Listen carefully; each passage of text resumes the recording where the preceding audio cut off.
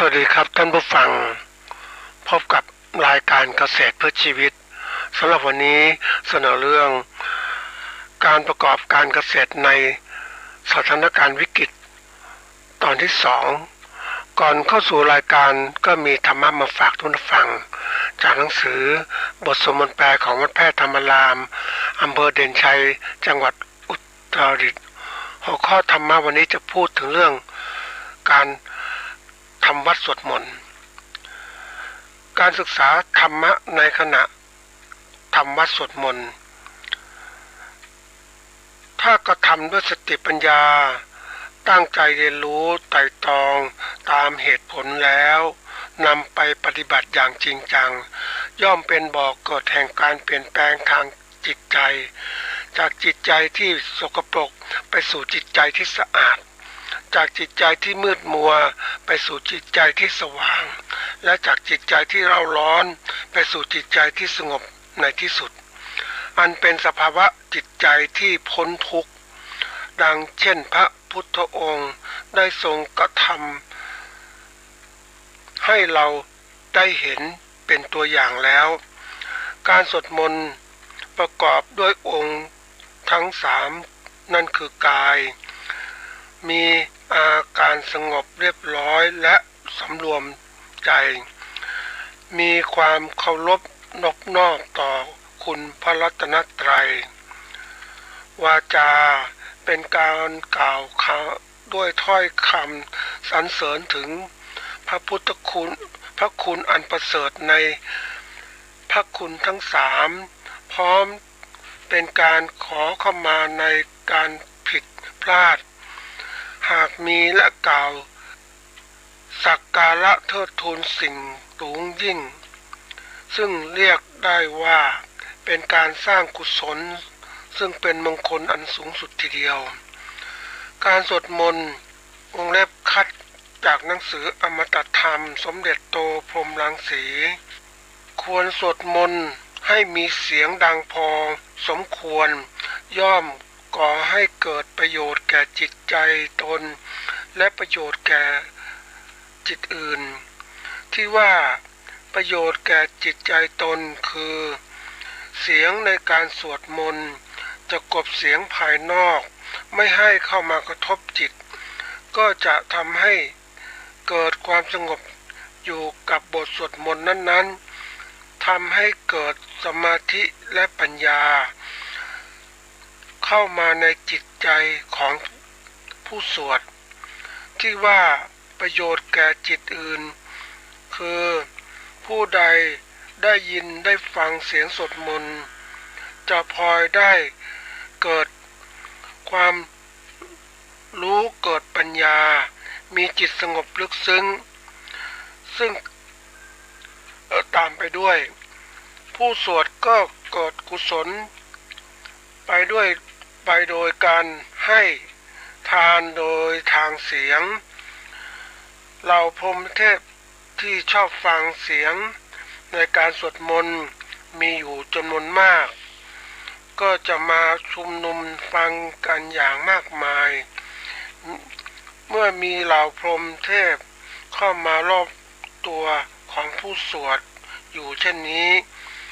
ภัยอันตรายต่างๆที่ไหนก็ไม่สามารถ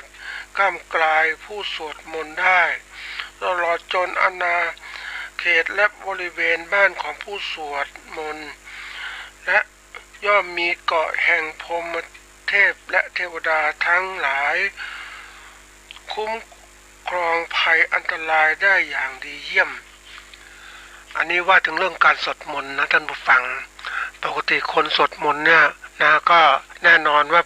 แรกๆก็อาจจะเรียกว่าทำด้วยใจที่เลื่อนลอยหรือจำใจทำอาจจะเป็นสภาพสังคมรอบๆหรือผู้ปฏิบัติธรรมพาไปสวดมนต์ก็ทำไปงั้นแหละแต่ถ้าทำไปเป็นเขาเรียกเป็นนิสัยเนี่ยมันจะเกิดความรู้สึกนะลึกซึ้งเพราะขณะที่สวดมนต์นั้นอย่างน้อยเราได้ออกเสียงได้อะไรต่างๆแล้วนะเราได้อ่านตามพยัญชนะต่างๆแล้วแต่ทีนี้ถ้าเมื่อปฏิบัตินานๆเข้าเราย่อมเข้าถึงเรียกว่าคำแปลที่มีจากบทสวดมนต์นั้น จะทำให้เราเข้าถึงเขาเรียกว่าธรรมบรรยายคล้ายๆธรรมบรรยายนี่แหละที่บรรยายถึงพระพุทธพระธรรมนะมันทำให้เรานั้นได้รู้ได้เห็นได้เข้าใจแล้วก็ขณะเดียวกันก็ให้ข้อคิดให้ข้อปฏิบัตินะเป็นสิ่งที่เขาเรียกเราสามารถนำไปปฏิบัติให้เกิดประโยชน์ได้ไม่ว่าจะเรื่องภาวนาหรือเรื่องของศีลอย่างเงี้ยเป็นยังไงนะเรื่องของมงคล38ประการเป็นอย่างไรเราก็สามารถได้จากนี้ได้คือได้ความเข้าใจได้ความรู้ตรงนี้เอาไปใช้ได้เพราะอันนี้มันเป็นของธรรมดาก็เรียกเป็นธรรมนะที่เป็นอยู่เนี่ยเรานำไปปฏิบัติได้เลยคือใช้ประโยชน์ได้เลยในชีวิตของเราเนี่ยนะเราจะเอาไปบริหารชีวิตของเราด้วยหลักธรรมต่างๆเนี่ยนั่นก็ทำให้ชีวิตเรามีประสบแต่ความสุขนะอันนี้เป็นข้อเบื้องต้นแต่ถ้าเราได้มีการปฏิบัติอย่างจริงจังได้ผลแล้วได้เกิดความเข้าใจอันนี้ก็เป็นขั้นตอนที่สองที่เกิดขึ้นตามมานะอันนี้เราถ้าเราได้ปฏิบัติได้มากขึ้น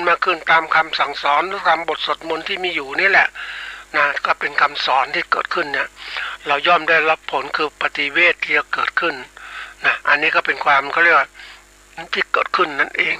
นะของการที่เราเป็นผู้ปฏิบัติธรรมซึ่งสิ่งเหล่านี้เป็นสิ่งที่นำมากล่าวเนี่ยก็จะยืดยาวมากมายทีเดียวมันขึ้นอยู่กับระดับของผู้ปฏิบัตินั้นสวดมนต์หรือปฏิบัติถึงระดับใด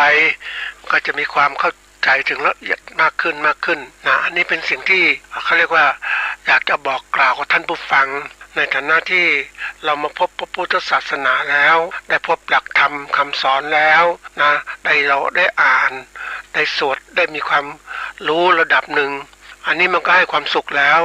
แต่ถ้าเราได้นำเอาธรรมะนั้นมาปฏิบัติในการจัดการชีวิตของเรานั้นนะชีวิตของเราก็เดินตามเส้นทางแห่งความสุขก็จะสุขยิ่งขึ้นไปคือเราเว้นความชั่วทำแต่ความดีทำจิตใจให้ผ่องใสนะทีนี้ผลที่เกิดขึ้นจากการปฏิบัติที่แต่ละขั้นนั้นแน่นอนก็สะสมให้เราได้ก็ถึงก็เรียกว่าครับเป็นความรู้แจ้งหรือผลรู้แจ้งจริงตามความเป็นจริงนะมันจะทำให้เรานั้นเข้าสู่การพ้นทุกข์เราไม่ต้องกลับมาเกิดใหม่อีกนี่เป็นสิ่งที่ก็เรียกว่าประโยชน์ที่เราจะได้จากการเป็นผู้ปฏิบัติธรรมในมนุษย์เราส่วนใหญ่เนี่ยหรือคนส่วนใหญ่เราไม่ค่อยได้มองประโยชน์ที่เกิดขึ้นจากการที่เราเข้าสู่เส้นทางการปฏิบัติธรรมหรือตามคำสั่งสอนของพระเจ้าเราก็บางคนก็บอกขอแค่รู้ธรรมดาก็พอแล้วแต่ความจริงแล้วเนี่ยมันต้องระดับของรู้ธรรมดาปริยัติปฏิเวทก็จะเกิดขึ้นนี่คือสิ่งที่สำคัญแล้วเมื่อเรารู้มากปฏิบัติมากขึ้นนะเราความเข้าใจจะละเอียดมากขึ้นเราก็อยากจะเขาเรียกว่ามีความเชื่อธรรมดาเนาะมันจะกลายเป็นความเชื่อเรียกว่าความเชื่อที่ยิ่งใหญ่เป็นก็เรียกความเชื่อทางอินทรีย์นะจากพละเนี่ยพละ5ก็เป็นอินทรีย์5มันจะทำให้เราเกิดความมุ่งมั่นในการปฏิบัติมากขึ้นเขาเรียกว่าเข้าสู่กระแสของการเป็นผู้ปฏิบัติธรรมอันนี้เป็นสิ่งที่ต้องเขาเรียกว่าเราอยากได้ประโยชน์สูงสุดเราต้องทำแต่จะบอกทุกคนคือบอกได้แต่จะบอกว่ารายละเอียดว่าเป็นยังไงผลเป็นยังไงคงไม่บอกไม่ได้เพราะว่ามันขึ้นอยู่กับว่าผู้ปฏิบัตินั้นปฏิบัติในระดับใดถ้าบอกไปมากบางคนก็ว่ามันก็หาว่าเพ้อเจ้อไปอีกเนี่ยมันเป็นเรื่องที่ลึกซึ้งนะท่านผู้ฟังเพราะนั้นเราเองจะต้องเป็นผู้ปฏิบัติตามคำสอนพระเจ้าเองนั่นแหละจะได้เข้าถึงธรรมะที่แท้จริงเราก็อย่างที่บอกว่ามนุษย์เรานะถ้าเรามองในเรื่องของการเขาเรียกว่าเอาวิชาพระพุทธศาสนาเอามาใช้ในการบริหารชีวิตของเราก็เป็นวิชาที่ยิ่งมากเขาเรียกมันเหมือนกับตำรับตำราพิเศษนะท่านผู้ฟังคือถ้าเราไปอ่านพวกของตำราทางด้านการบริหารจิตวิทยาต่างๆอะไรต่างๆเนี่ยนะที่ฝรั่งเขาเขียนกันมากมายทีเดียวนั้นนะในพุทธศาสนาเรามีครบเลยนะเพียงแต่ว่าเรานั้นในระดับของคำที่อธิบายต่างๆเนี่ยมันต้องตีความละจากหยาบจากกลางอย่างละเอียดอีกทางนี้ขึ้นอยู่กับผู้ที่ปฏิบัตินั่นเองจะเข้าใจความศัพท์หรือธรรมะเหล่านั้นน่ะละเอียดระดับใดนะมันขึ้นอยู่กับการที่เราเป็นปฏิบัติ นะเพราะฉะนั้นถามว่าระดับเบื้องต้นเราก็เอามาใช้ได้แล้วในฐานะที่เป็นปุถุชนกัลยาณชนก็ได้แล้วอริยชนท่านก็ได้แล้วเนี่ยนะจะยิ่งนะก็ฝากไว้เป็นข้อคิดนะวันนี้มาพูดถึงเรื่องของการประกอบการเกษตรในสถานการณ์วิกฤตนะสถานการณ์วิกฤตอย่างที่พูดไว้ว่าคือเหตุการณ์ที่กำลังสถานการณ์คือเหตุการณ์ที่กำลังเป็นไปนะเป็นไปยังไงบ้างมันวิกฤตยังไงวิกฤตมันก็คือในสถานการณ์ล่อแหลมหรือสถานการณ์ที่เป็นอันตรายวันนี้เป็นอันตรายอย่างไรท่านผู้ฟังก็เห็นแล้วว่าเนี่ยสถานการณ์ที่อย่างเราไม่ได้คือเราอาจจะมองผ่านๆไปนะแต่ความจริงมันจริงๆแล้วเราต้องเขาเรียกว่าถ้าเรามองไปข้างหน้าถ้าเราเห็นมาก่อนเราจะรู้เลยว่าเหตุการณ์จะเป็นอย่างไรตั้งแต่ปฏิวัติเป็นต้นมามันก็วิกฤตแล้วเศรษฐกิจก็ไม่ค่อยดีแล้วสังคมก็แย่ลงแล้วทีนี้มีตัวมาอีกตัวหนึ่งคือโรคระบาดเกิดขึ้นอีกแล้วนะแล้วการป้องกันที่ไม่ดีระบบการจัดการที่ไม่ดีของเขาเรียกผู้บริหารเนี่ยนะมันก็กลายเป็นเขาเรียกเมื่อไม่ดีปุ๊บไม่มีการป้องกันที่ดีก็จะกลายเป็นทำให้เกิดความเสียหายกับประชาชนของประเทศนะเสียหายประชาชนก็เลยเจ็บป่วยต่างๆประชาชนเกิดในภายใต้ความกลัวต่างๆเนี่ยอย่างวันนี้มันคนใครจะเคยคิดไหมว่ามันจะเป็นอย่างไรอย่างที่บอกว่าเอาคนกลัวคนก็ไม่ไปตลาดนะคนก็ไม่กล้าซื้อของ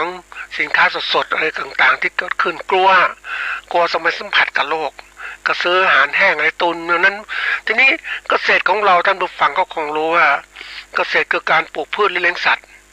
นะเราจะมีการไปรูปด้วยหรือไม่ก็ตามแล้วแต่ขั้นตอนทีนี้ว่าเมื่อคนเราผลิตสินค้าสดขึ้นมาขายนะเราไม่มีคนซื้ออย่างกรณีผลิตพืชผักมาขายอย่างเงี้ยนะโอ้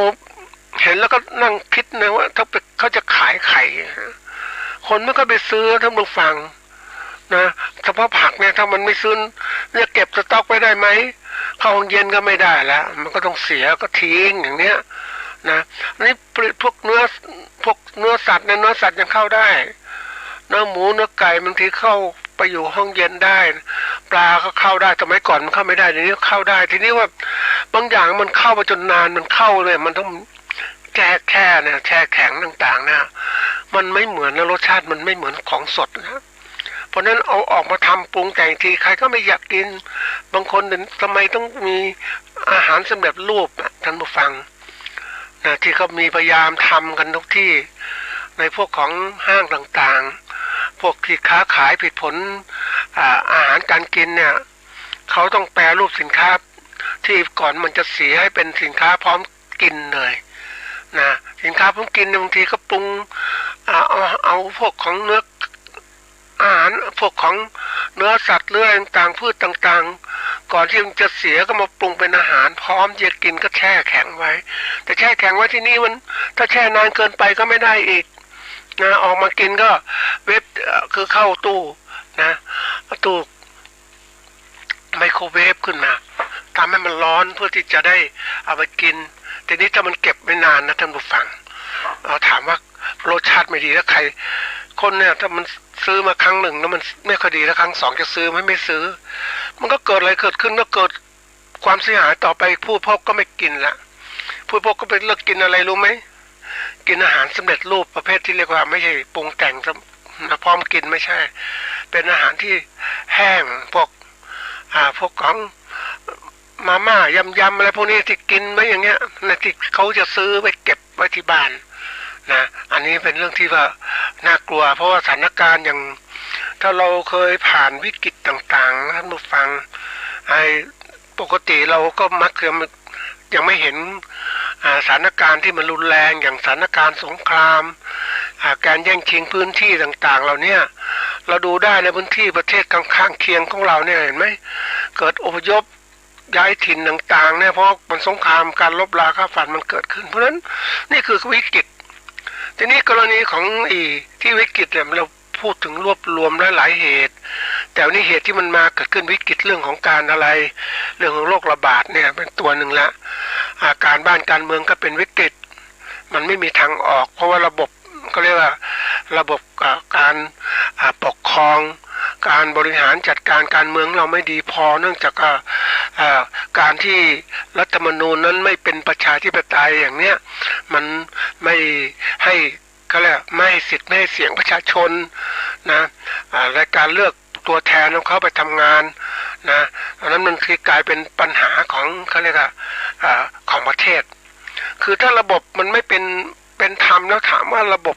การบริหารการจัดการต่างๆเนี่ยมันจะเป็นธรรมไหมเหมือนเราเนี่ยเพราะโชคดีนะท่านผู้ฟังเนี่ยเขามีการเลือกตั้งรัฐบาลกระจายอำนาจมาส่วนหนึ่งคือสมัยก่อนนั้นมันเป็นการรวมอำนาจรวมศูนย์หมดกรุงเทพอย่างเนี้ยนะแต่เดี๋ยวนี้มันเริ่มกระจายอำนาจจะมีเลือกตั้งนายกองค์การบริหารส่วนจังหวัดเทศบาลองค์การบริหารส่วนตำบลอย่างเนี้ยนะบางทีเลือกหมู่ผู้ใหญ่บ้านเนี้ยมันทำให้เกิดอะไรขึ้นคือคนที่อยู่ในท้องถิ่น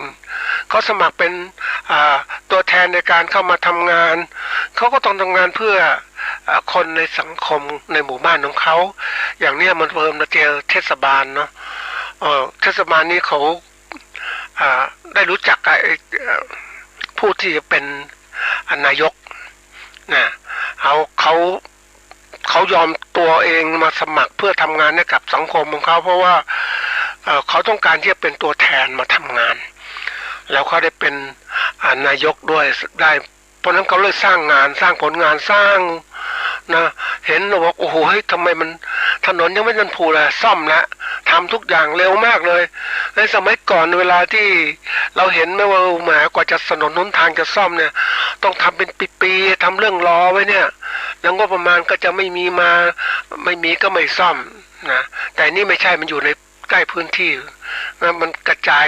งบประมาณมาอยู่ในเทศบาลแล้วเพราะนั้นมันไวท่านบอกเห็นไหมเนี่ยนี่คือก็เรียกระบบการปกครองที่มันดีมันเป็นอย่างนี้มันตอบสนองต่อความต้องการของประชาชนในพื้นที่อย่างรวดเร็วเราเป็นผู้เสียภาษีเนี่ยมันก็กลับมากับเราไม่ใช่ไปอยู่เราเสียภาษีปุ๊บเอางบประมาณเราไปเนี่ยไปทำอย่างอื่นหมดเนี่ยอันนั้นมันก็ไม่ควรในระบบเก่าๆอย่างระบบเผด็จการนะระบบอื่นๆเยอะแยะที่มันมีนะมันแล้วแต่ที่เราจะมองทีนี้ที่พูดตรงนี้ก็บอกว่าบางคนบอกไม่อยากให้พูดเรื่องนี้หรอกเพราะว่ามันเป็นเรื่องการเมืองนะเรื่องของอะไรต่างๆเราเนี่ยแต่ที่พูดตรงนี้เพราะว่าอยากให้ทุกท่านเนี่ยได้มีความตระหนักเรื่องของการเมืองการปกครองเพราะว่าตัวนี้เป็นตัวสำคัญเป็นตัวชี้นำเรื่องความเจริญเติบโตของประเทศได้เราเห็นได้ชัดเจนว่าคนทุกคนมีความแตกต่างกันคนมีคนแตกต่างแต่ถ้าระบบคนทุกคนแตกต่างบนเส้นทางความแตกต่างนั้นถูกควบคุมให้มันแตกต่างให้มันคิดเหมือนกันให้ทำเหมือนกันไม่ต้องเพราะนั้นคนก็เลยไม่ต้องคิดอะไรเลยอยู่กันแบบมันก็เรียกมีไม้บรรทัดทับไว้มีเส้นขีดไว้ห้ามคิดห้าม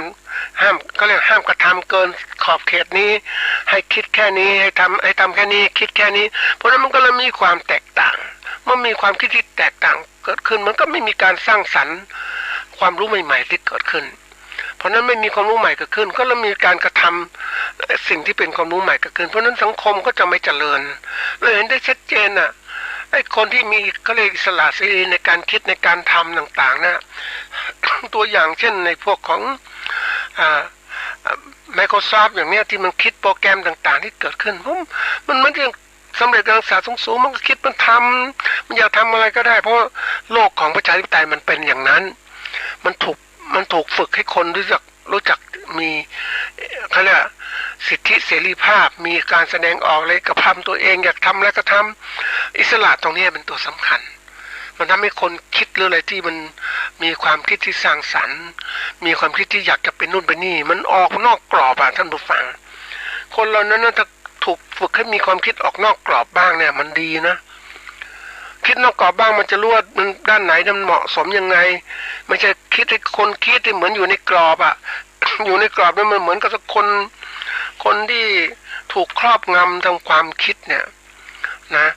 ถูกครอบงำทางความคิดมันน่ากลัวนะให้คิดให้ทุกคนคิดให้ทุกคนกระทำเหมือนกันมันก็กลายเป็นอะไรครับระบบที่เรียกว่า หุ่นยนต์นะท่านผู้ฟังหุ่นยนต์ทำงานถ้าไม่มีคำสั่งก็ไม่ทำงานมันเป็นทำงานตามสั่ง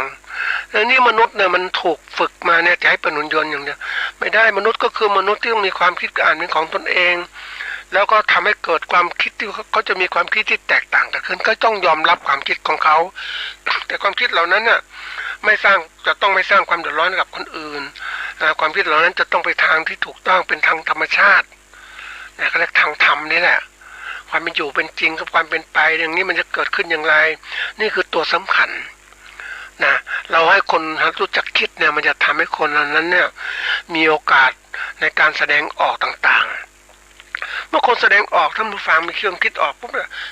อยากแสดงออกอยากให้บางคนได้รู้ว่าฉันมีเก่งงู้นนี้ทีนี้มันก็มีสังคมก็บอกถ้าแสดงแบบนี้ผิดนะต้องทำแบบนี้นะก็จะคุมเพราะนั้นมันเกิดการเรียกว่าการคิดแล้วก็สร้างสรรค์ให้มันอยู่ในกรอบของสังคมมันสังคมก็จะพัฒนาไปเรื่อยมันจะเกิดความเจริญก้าวหน้าเกิดขึ้นมากสิ่งนี้เป็นสิ่งสำคัญนะท่านผู้ฟังก็บอกโลกที่พัฒนาแล้วเนี่ยก็โลกที่แบบคนเขาเนี่ยได้มีโอกาสในการที่จะอิสระเสรีภาพไปบอกโลกที่พัฒนาประเทศที่พัฒนามันเกิดจากคนที่ได้รับการพัฒนาคนได้รับการพัฒนามีความคิดสร้างสรรค์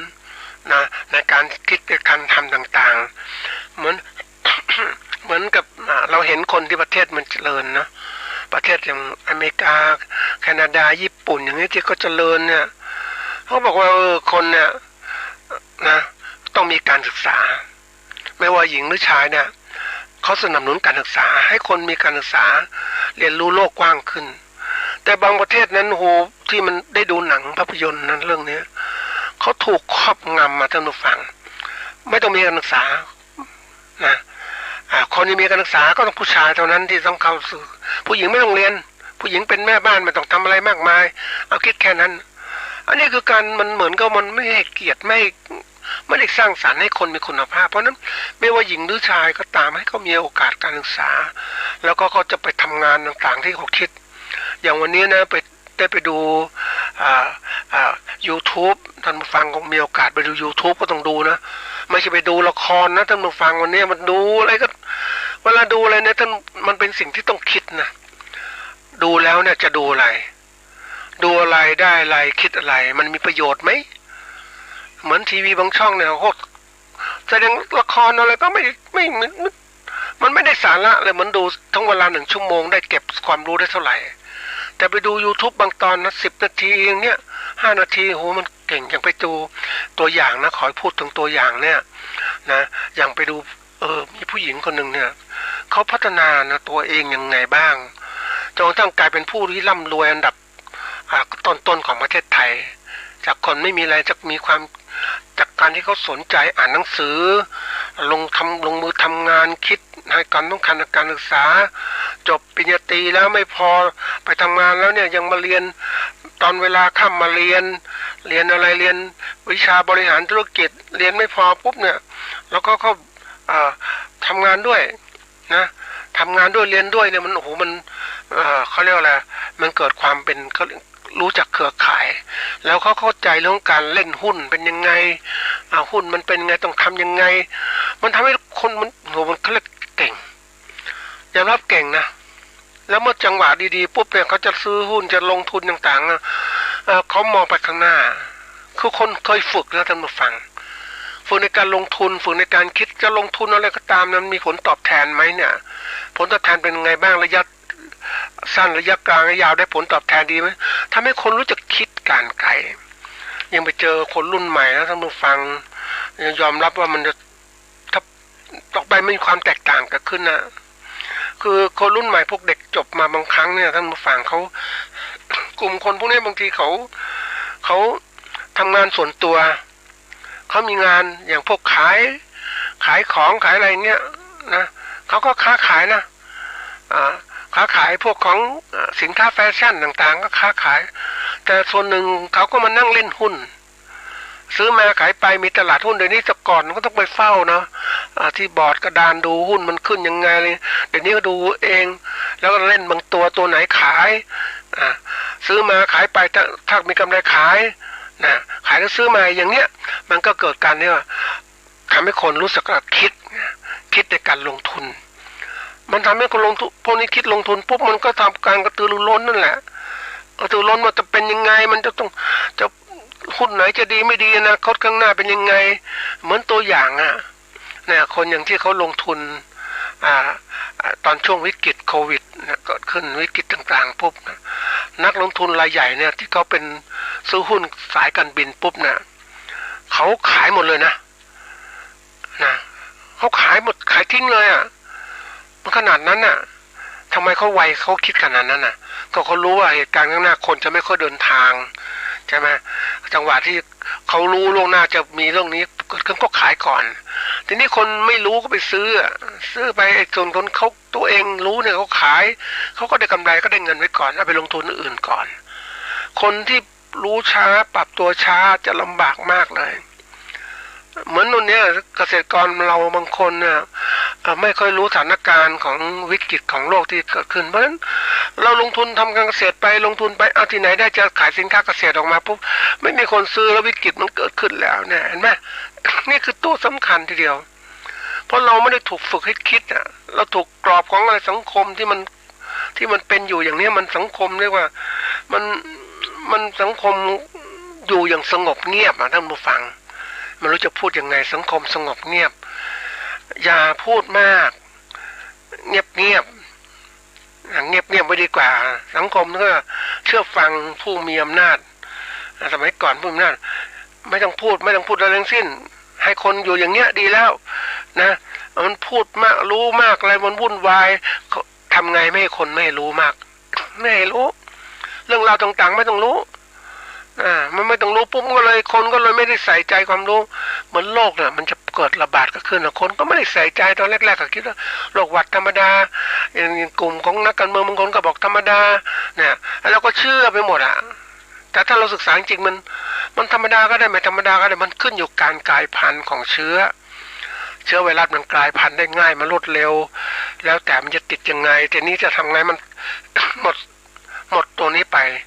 ก็ต้องมีระบบการจัดการที่ดีมีการป้องกันระบบการต่างๆที่เกิดขึ้นอันนี้ที่ยกตัวอย่างมาเป็นมองให้เห็นให้เราเห็นวิกฤต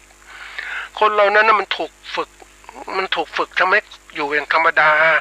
อยู่อย่างไม่มีวิกฤตแล้วคนมีวิกฤตมันเหมือนกับคนตัวอย่างเช่นนะคนเคยต้องเรียกอะไรเคยลำบากลำบนเนี่ยมันลำบากแต่ความที่เขามันลำบากมาแล้วเนี่ยเขาจะบอกไม่ยอมเขาอยากจะสบายเขาก็ต้องขยันทำมาหากินเหมือนคนจีนที่ต้องสู้ชีวิตในการทำให้เรามีทรัพย์สินเงินทองมากมายเนี่ยการสู้ชีวิตเนี่ยคือตัวอย่างแต่ยังเขาต้องฝ่าวิกฤตที่เกิดขึ้นนะเพราะว่ามันจะอยู่รอดต้องขยันนะแต่เราถูกฝึกมาอย่างสบายสังคมเนี่ยเราไม่เคยเดือดร้อนเพราะอะไรก็อยู่อย่างอากาศดีอาหารดีอากาศดีสบายทรัพยากรป่าไม้มีมากมายทีเดียวโอ้สบายนะโอ้ในทุกอย่างเลยเพราะว่าทำให้เรารู้สึกมัน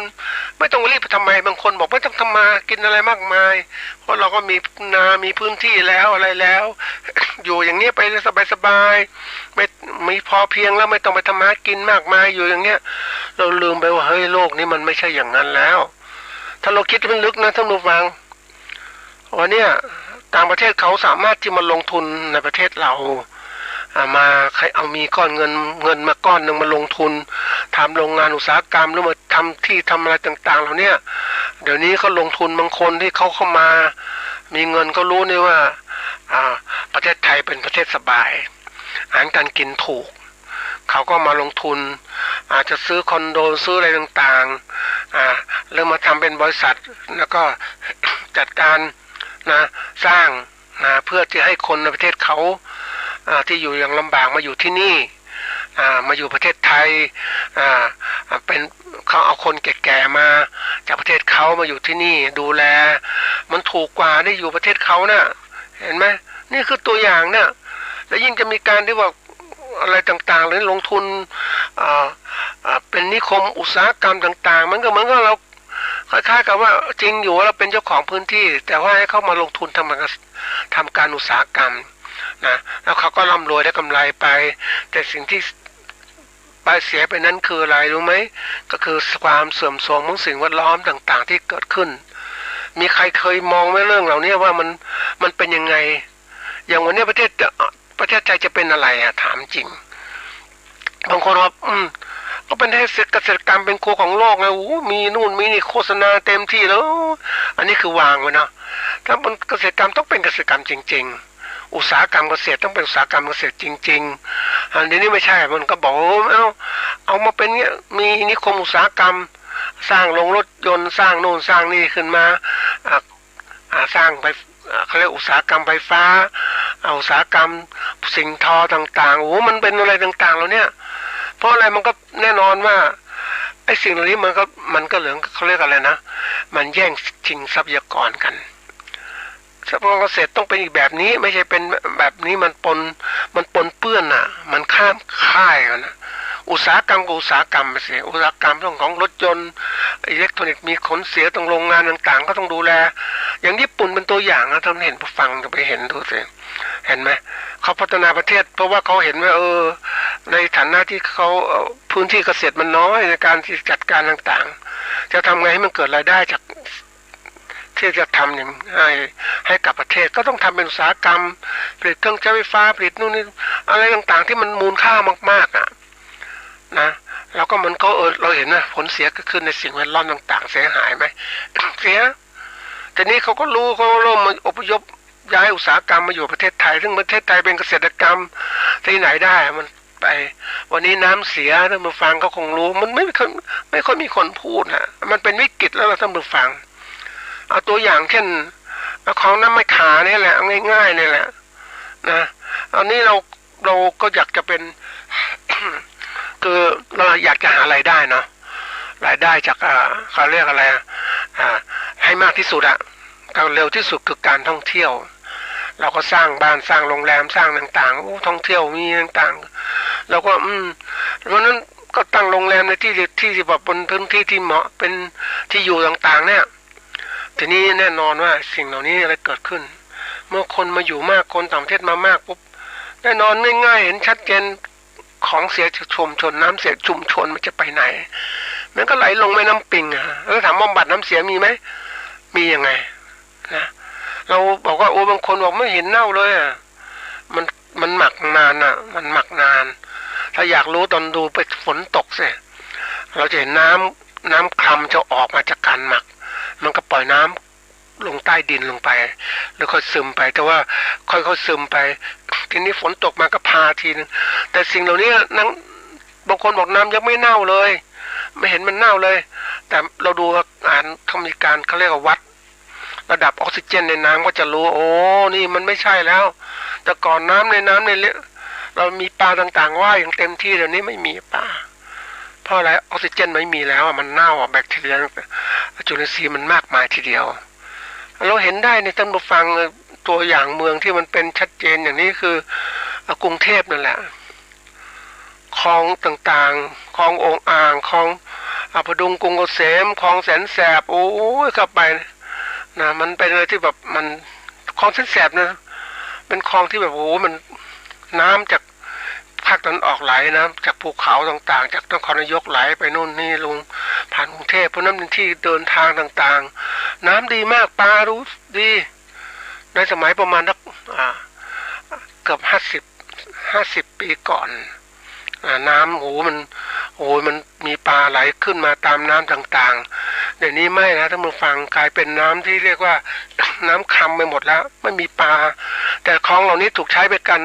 เขาเรียกเดินทางขนคนเรือวิ่งเข้ากรุงเทพมันเป็นถนนวิ่งไปดกตายแล้วนี่คือตัวอย่างนี่คือวิกฤตของมลภาวะที่เกิดขึ้นในการที่เราจะเปลี่ยนแปลงเป็นเมือง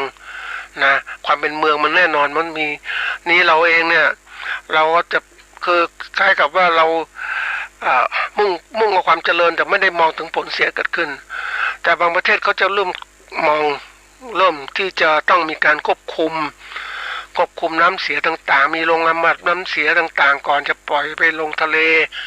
ทีนี้ถ้าท่านผู้ฟังขึ้นเครื่องบินไปเห็นนะถ้านั่งเครื่องบินไปปุ๊บเนี่ยเห็นเลยน้ำจากแม่น้ำเจ้าพระยาไหลลงทะเลจะเป็นไงเป็น ดำเป็นแถบนั่นนะทะเลมันน้ำใสสีเขียวคาสีเขียวนะอันมาถึงน้ำคำปุ๊บเป็นยังไงนี่คือผลเสียมลภาวะที่เกิดขึ้นแล้ววันนี้มันก็ย้อนกลับมาทำลายชุมชนเราคลองบางคลองมันก็เสียไปหมดแล้วนะได้ตัวอย่างเพราะนั้นสิ่งที่เราต้องเรียนรู้ก็คือว่าในสิ่งเหล่านี้เราถ้าหวังว่าจะเป็นอย่างใดอย่างหนึ่งก็ต้องพยายามคิดหาทางป้องกันอย่างเราอยากเป็นเมืองท่องเที่ยวเพราะนั้นต้องรักษาสิ่งแวดล้อมมันดีมีโรงงานบำบัดน้ำเสียมันไม่ใหญ่โตก็เล็กๆก็ได้น้ำอย่างวันนี้คนบอกคลองแม่ข่ากำลังดีนะไปเดินดูมันดียังไงดียังไม่ได้บำบัดน้ำเสียพวกสัตว์นี้สารเคมีสารผงซักฟอกต่างๆมันเป็นพวกสารเคมีทั้งนั้นไหลลงไปแล้วไปลงไปน้ำปิงเป็นยังไงปลาก็ไม่ไหวแล้วท่านผู้ฟังเห็นไหมนี่คือตัวอย่างปลาก็ตายหมดแล้วไม่มีปลาละเห็นไหมเราจะดูยังไงนี่คือตัวอย่างในการที่ว่าแก้วิกฤตคือวิกฤตเนี่ยมันเป็นช่วงที่บอกว่าเป็นสภาวะที่เป็นอันตราย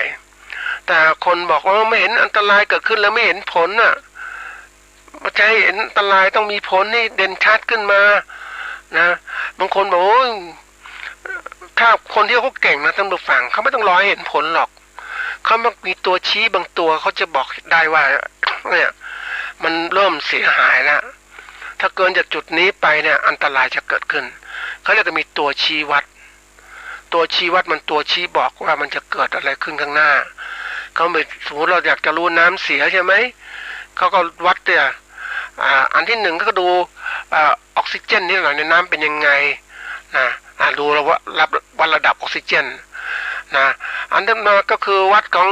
เรื่องของสีของน้ำหรือสารเคมีในน้ำนะ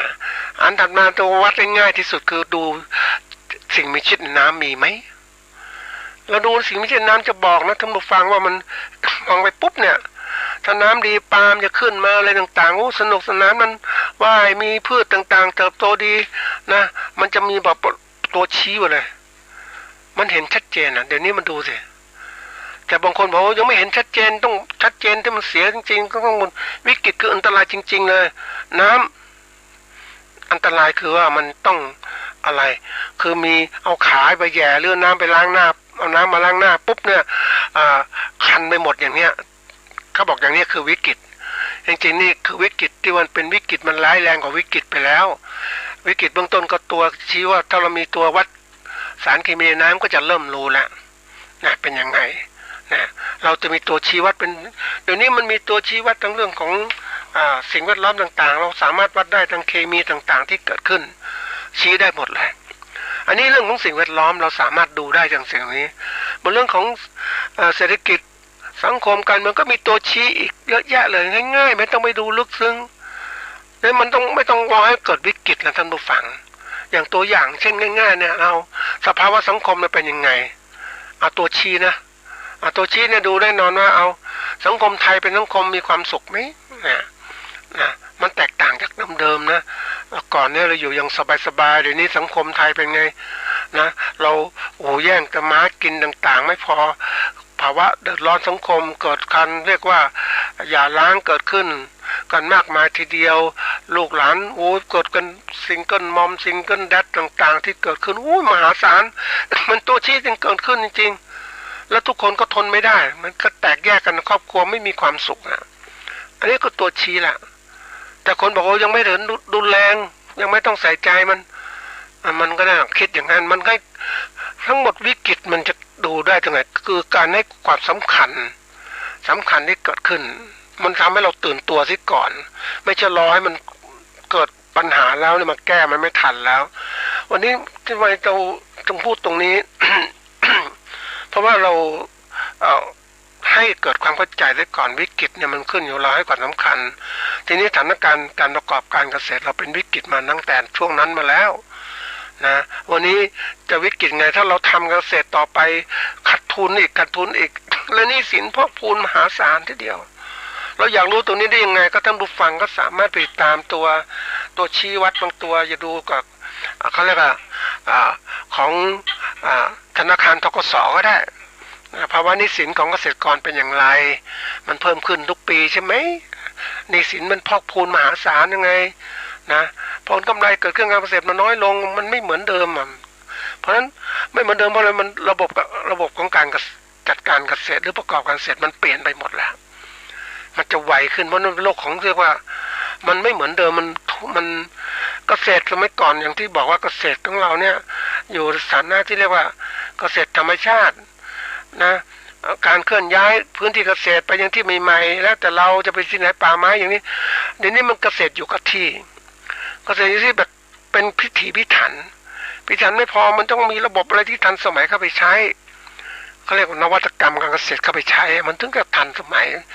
มันจะลดค่าใช้จ่ายในการทำประกอบการเกษตรของเราระบบการเกษตรที่ต้องใช้นวัตกรรมหลายๆด้านมันรวมกันทั้งการผลิตการตลาดการแปรรูปการตลาดการศึกษาต่างๆที่เกี่ยวข้องหมดเลยแล้วไม่พอมันเกิดความเชื่อมโยงในทั่วโลกไปหมดเลยท่านผู้ฟังเชื่อไหมว่าบางทีที่เราภูมิใจว่าเราเป็นผู้ประเทศที่ผลิตข้าวเก่งอันดับหนึ่งต้นๆของโลกที่ส่งข้าวออกช่วยเลี้ยงประชากรโลกแต่วันนี้ไม่ใช่แล้ววันนี้อินเดียแต่ก่อนยากจนนะประเทศมากใหญ่ก็จริงแต่ว่าอาหารการกินไม่พอเดี๋ยวนี้อินเดียผลิตข้าวส่งออกนอกนะไม่พอเวียดนามที่แต่ก่อนนั้นอันดับหลังๆอันดับนู้นเลยตอนนี้อันดับแซงไทยไปแล้วแล้วประเทศไทยยังไงลำบากไหมสภาพแวดล้อมเกษตรเราเปลี่ยนไปหมดแล้วเนี่ยเพราะเราไปให้ความสำคัญกับว่าเราจะผลิตสินค้าที่จะมีรายได้สูงสุดอะคือมันมองได้นะท่านผู้ฟังว่าเราจะประกอบอาชีพเกษตรนะพื้นที่1 ไร่ทำเกษตรได้ตัวเนี้ยแต่พื้นที่1 ไร่ไปทำผลิตสินค้าอื่นได้มากกว่านี้ไหมนะพูดถึงตัวเงินนะแต่พูดถึงความยั่งยืนเป็นยังไงแต่นี้ว่าระบบถ้าเราไม่พัฒนาว่าคิดการเกษตรพิถีพิถันใหม่ๆดีๆเนี่ยพื้นที่1 ไร่ได้ราคาได้รายได้ดีนะท่านผู้ฟังไม่สร้างความเสียหายเกิดขึ้นด้วยนะมันจะเป็นอะไรที่มันดีมากแต่นี่คนอาจจะมองไม่ออกว่าด้วยความที่ไม่มีนวัตกรรมใหม่ๆนะในการมองเรื่องการผลิตสินค้าเกษตรนะบางคนบอกไม่เอาพื้นที่เกษตรเนี่ยนะเอาไปทำอย่างอื่นดีกว่าไปทำอุตสาหกรรมต่างๆเนี่ยมีมูลค่ามากกว่าแต่ท่านผู้ฟังเชื่อว่ามันสร้างผลเสียที่เกิดขึ้นเหมือนอยุธยานี่แหละนิคมอุตสาหกรรมแถวรังสิตเหล่านี้ผลเสียเกิดขึ้นมหาศาลทีเดียวโรงงานสุราเงี้ยโอ้ยมันบางคนบอกว่าแหมมันทำอย่างนั้นได้ยังไงฮะคือคนเขาเรียกคนผมคิดว่าคนรู้นะผู้บริหารรู้แต่ปิดไม่ให้ประชาชนรู้อย่างโรงงานสุราอยู่ริมแม่น้ำใหญ่อย่างเนี้ยเวลาปล่อยผลเสียเกิดขึ้นปล่อยสาพวกของข้าวหมักต่างๆทิ้งไว้ในทุ่งนาน้ำเสียต่างๆไม่ปล่อยลงแม่น้ำเจ้าพระยาปล่อยลงแล้วมันเห็นภาพชัดก็ใส่ไว้ในแม่แปลงต่างๆซื้อพื้นที่นาไว้แล้วก็น้ำเสียพวกนี้ไปวางใส่ไว้นะแล้วก็มันก็ผลเสียเกิดขึ้นมันพวกนี้มันก็เป็นพวกสารเคมีแล้วนะมันก็เกิดการฆ่าพืชต่างๆเยอะแยะนะแต่นี้ปล่อยลงไม่ได้เนี่ยในมลภาวะเกิดขึ้นแต่จะปล่อยตอนช่วงไหนหรือไม่ปล่อยตอนที่น้ำท่วมมันจะไหลลงไปเองใครจะจับได้ยังไงเพราะกันไม่สามารถเขาไม่กั้นเนี่ยเห็นคันนาไม่มีคันนาน้ำเสียก็จะไหลลงไปตามลำน้ำเจ้าพระยาตอนที่น้ำท่วมเนี่ยนะเรารู้ไหมเราก็ไม่รู้ถ้าเราไม่เดินทางไปนะแต่เราเดินทางไปมากๆเราจะเริ่มรู้อ๋อเป็นอย่างนี้ในโลกของความไม่รู้นี่แหละมันทำให้คนผู้ไม่รู้เสียเปรียบแต่คนที่เขารู้ก็เอาประโยชน์แล้วก็ได้รวยไปและสิ่งที่สร้างผลเสียที่เกิดขึ้นทีนี้เนี่ยวิกฤตแหละเราไม่รู้นี่แหละเพราะนั้นวันนี้มันต้องดูว่าเรามองไปข้างหน้าวิกฤตอย่างไรทีนี้วิกฤตมันเกิดขึ้นปุ๊บเนี่ยนะเราต้องหัดคิดนะคือจะอยู่รอดอย่างคราวที่แล้วพูดว่าสถานการณ์วิกฤตวันนี้พืชผลก็ขายไม่ได้แล้วนะเรื่องเกษตรแล้วขาดทุนปุ๊บเนี่ยเราจะทำยังไงดีอันที่หนึ่งต้องหัดทำจิตใจทำใจสงบซะก่อนเป็นให้ทำสมาธิให้เป็นมีความสติปัญญาจะเกิดขึ้นแล้วธรรมะก็คือว่านะเมื่ออันที่สองก็หารวบรวมข้อมูลที่ถูกต้องจะเป็นไงหาทางออกอย่างไรแล้วก็อันที่สามก็ลงมือแก้ปัญหาที่มันวิกฤตเกิดขึ้นทีนี้มาถึงตอนเนี้ยตอนนี้จะมันเกิดวิกฤตเราต้องคิดให้เร็วนะอย่าไปเชื่ออะไรมากมายเรารู้ว่าวันเนี้ย รัฐบาลก็พูดว่าต้องพึ่งตัวเองสิ่งที่ผ่านมาเนี่ยเขาไม่ได้สอนให้พึ่งตัวเองนะเราก็พึ่งอย่างจะมีอะไรต่างๆเดือดร้อนก็ประกันราคาช่วยนู่นช่วยนี่ให้เราก็เกษตรกรเราอยู่สบายแล้วไม่ได้คิดทางออกด้วยตัวเองนะบางทีก็ชดเชยบ้างอะไรบ้างนะผลิตสินค้าเกษตรขัดไม่มีกำไรพ่อค้ากดราคาปุ๊บก็เอาเงินชดเชยต่ออย่างไปได้ยินว่าปาล์มน้ำมันอย่างเงี้ยชดเชยไล่แล้วเท่าไหร่อย่างนี้นี่คือตัวอย่างมันทำให้เกิดสภาวะการอ่อนแอคือช่วยไม่จริงจังช่วยแบบช่วยให้อ่อนแอถ้าช่วยจริงจังก็สร้างพลังให้เกิดขึ้นกับผู้ประกอบการเองให้เขารวมกลุ่มให้เขาทำอย่างนี้เกิดขึ้นมาให้มันมั่นคงรัฐบาลจริงๆประเทศที่พัฒนาแล้วเนี่ยภาครัฐเขาจนเล็กลงเขาไม่ต้องทำอะไรมากมายให้ภาคประชาชนเนี่ยผู้ประกอบการก็จะเก่งในการหาทางออกแล้วเก่งกว่าภาครัฐด้วยนะเนี่ยคือตัวอย่างทีนี้มาเห็นชัดเจนอย่างกรณีของไอ้แจกเงินต่างๆเนี่ยเบี้ยคนจนอย่างเนี้ยนี่คือตัวอย่างนะแทนที่จะหาอาชีพให้เขามั่นคงกับเอาเงินให้เขาเอาเงินไปต่อเงินเพื่อจะไปซื้อนู่นซื้อนี่คือคนนี่จะร่ำรวยเขาบอกว่าวิธีการทำให้คนเนี่ยยืนอยู่ได้เป็นตัวเองก็คือทำยังไงให้เขามีรายได้จากอะไรจากการลงมือที่เขาทำเองแล้วเขาทำเองก็มีรายได้เกิดขึ้นมาเนี่ยอาชีพต่างๆเขามีเกิดขึ้นมานะเขาจะมั่นคงเกิดขึ้นเขาจะไม่ต้องไปช่วยอะไรมากมายช่วยหาอาชีพเขาพอแล้วก็หลังจากนั้นเขาเติบโตเขาเองการใช้จ่ายจับจ่ายใช้สอยก็จะเก่งก็ดูแลด้วยตัวเองแต่นี้เราไปให้เงินรุ่นนี่แล้วการแก้ปัญหาที่ผิดพลาดเนี่ยมันเกิดขึ้นแล้วเนี่ยวันนี้เราอ่อนแอนะเพราะเราไม่ว่าจะเรื่องเงินประกันราคาช่วยนู่นช่วยนี่ต่างๆทั้งหมดนะการช่วยของรัฐมากๆเข้าเนี่ยมันทำให้ประชาชนลืมต่อภาวะความเป็นจริงอย่างสมมติเราไม่มีอาชีพแต่เดือนรัฐก็เอาเงินมาให้ช่วยค่าของชีพเราก็ไม่มีชีพไม่เป็นไรเดี๋ยวรัฐบาลก็ช่วยนะเราลืมคิดอย่างเนี้ยแต่ทำไมคือเราไม่มีชีพมันไม่มั่นคงถ้ารัฐบาลที่ฉลาดหวังให้ประเทศเราเจริญเนี่ยก็ต้องมาเฮ้ยใครไม่มีชีพลงทะเบียนไม่มีชีพหางานสร้างงานในชนบทสร้างงานสร้างนู่นนี่ไปให้เขาผลิตสินค้ามาอะไรมากระตุ้นให้เกิดการเขาเรียกในการผลิตให้เกิดขึ้นผลิตแล้วเนี่ยเรื่องค่าใช้จ่ายไม่ต้องระบบการใช้จ่ายไม่ต้องไปพูดอะไรหรอกเพราะว่ามันเป็นไปตามอัตโนมัติคนเราถ้ามีเงินเมื่อไหร่นะท่านผู้ฟังก็อยากจับจ่ายใช้สอยซื้อสินค้าเกษตรซื้อนู่นซื้อนี่แล้วแต่ละรัฐบาลก็ได้ภาษีแต่วันนี้รัฐบาลจ่ายอย่างเงี้ยหมดเลยเป็นแล้วก็เป็นกลายเป็นรัฐสวัสดิการที่เกิดขึ้นมันจะกลายเป็นประเทศที่เขาล่มสลายไปแล้วเนี่ยแต่ประเทศเหล่านั้นเขามีน้ำมันนะแต่นี้ระบบบริหารเขาไม่เป็นไม่ได้สร้างงานให้ประชาชนเราเองเรามีแต่ว่าเรากำลังถูกเขาเรียกอะไรถูกฝึกให้อ่อนแอนะเราก็เป็นผลเสียระยะยาวเสียแน่นอนวันนี้ถูกฝึกมาหลายปีแล้วเนี่ย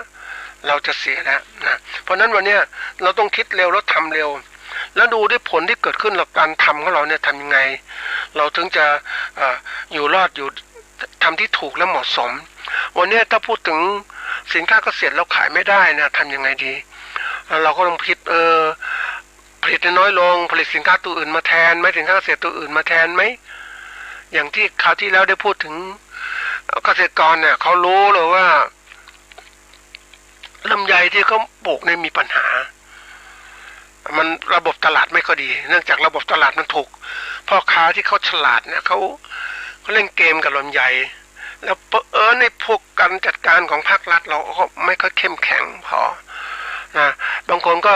ลำไยก็เลยต้องเปลี่ยนไปบวกผลิตนอกฤดูบ้างอะไรบ้างนะแล้วก็หาทางออก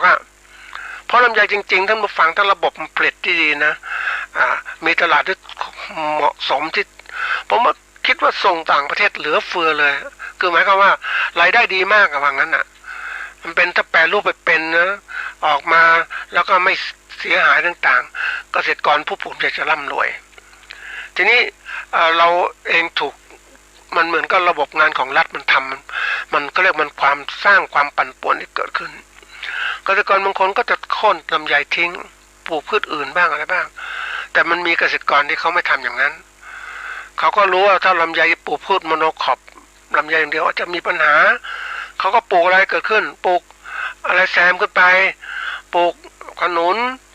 นะ ปลูกลิ้นจี่บ้างปลูกลังสาดบ้างแซมก็ไปตามสวนปลูกมะพร้าวบ้างแซมก็ไปอีกเพราะมันจะหวังลำไยอย่างเดียวมันไม่ได้เพราะมันแน่นอนนะปรากฏว่าเขาปลูกอย่างนี้ปุ๊บมันมีความเขาเรียกว่ากระจายความเสี่ยงที่เกิดขึ้นลำไยจะไม่ดีหรือดีพอสมควรนิดหน่อยแต่ว่าพืชอื่นนั้นจะช่วยได้มันเกื้อกูลกันนั่นผู้ฟังเวลาที่เขาปลูกปุ๊บมันขึ้นเกื้อกูลกันว่าอันไหนจะเป็นยังไงแทนกันมาการมองไปพืชข้างหน้าเนี่ยสำคัญมากแล้วว่า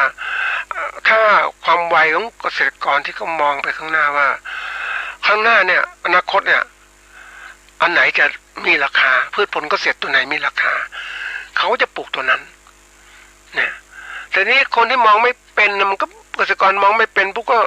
ลำบากทีนี้มองให้เป็นมองให้รู้ว่าเมื่อเราจะปลูกแล้วต้องมีตลาดรองรับมันมองถึงชัดเจนไม่จะอยู่ในประเทศอย่างคนที่เกษตรกรทำสวนทุเรียนก็มีระบบการของเขาคือว่าปลูกทั้งในประเทศแล้วก็ต่างประเทศนะมีเขาเรียกอะไรให้มีความมั่นคงคือถ้าปลูกในประเทศขายประเทศอย่างเดียวไม่พอถ้าคนประเทศไม่มีรายได้ยังไงก็ต้องหาตลาดต่างประเทศก็ทำทีนี้มันก็มีคนที่ก็คิดเกษตรกรทุเรียนก็คิดการไกลเหมือนกันก็ปลูกแบบนี้เดิมๆอย่างนี้รายได้ก็เท่านี้ขายต่างประเทศก็ราคาเท่านี้วันนั้นเราปรับปรุงอะไรได้ไหมหาพันธุ์ดีๆบางพันธุ์มันมันอร่อยนะท่านผู้ฟังเพราะนั้นอร่อยปุ๊บมันไม่มีที่อื่นฮะมีที่นี่ที่เดียวเพราะนั้นราคาก็สูงเด็เขาก็เล่นชนิดที่เรียกว่าปลูกพืชที่มันไม่ทุเรียนที่ไม่เหมือนไข่พันธุ์ดีๆอย่างนี้มันมีพันธุ์นี่เขาเล่นแทนที่จะปลูกแบบเฉพาะพืชทุเรียนก็จริงนะแต่มันมีความหลากหลายสายพันธุ์เขาก็เจาะพันธุ์ที่ทั่วไปพันธุ์ดีๆอย่างเนี้ยนี่คือตัวอย่างยิ่งวันนี้ไปเจอโลกมันกว้างนะท่านผู้ฟังต้องหาทางออกมันเร็วไปคนบางคนเขาคิดนะคือเรื่องจากโลกาภิวัตน์เนี่ย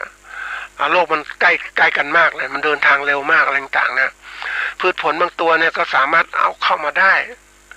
อย่างมีงานวิจัยชิ้นหนึ่งก็บอกว่าเราปลูกแอปเปิลได้นะเอาละสิ